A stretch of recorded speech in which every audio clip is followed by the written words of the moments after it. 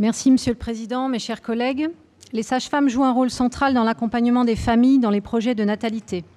Elles font le suivi de la grossesse, les échographies, la préparation à l'accouchement, l'accompagnement de l'accouchement et des fausses couches, y compris en pratiquant des actes chirurgicaux, le suivi postpartum psychologique et physiologique de la mère et du nouveau-né.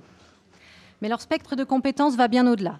Elles peuvent faire le suivi gynécologique de toutes les femmes, prescrire la contraception, dépister des pathologies et des cancers comme celui du sein ou du col de l'utérus, accompagner certaines IVG, prévenir et dépister les violences intrafamiliales et conjugales. Malgré ce niveau de compétences, les sages-femmes sont invisibilisées. Elles passent par la première année de médecine et sont les seules à avoir la double compétence femme-bébé, mais restent sous le contrôle des gynécologues, avec un statut et une grille salariale de paramédicale. De plus, l'accompagnement pourtant marketé dans toutes les maternités n'est pas comptabilisé dans le calcul du temps qui leur est payé in fine.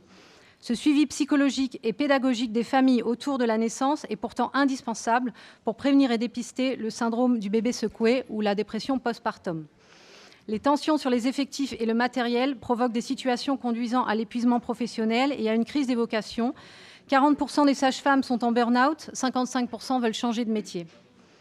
Aujourd'hui, les hôpitaux peinent à recruter des sages-femmes et nous souffrons d'une pénurie de gynécologues, notamment dans les déserts médicaux. Nous devons proposer des solutions pour que le métier redevienne attractif pour tous et toutes.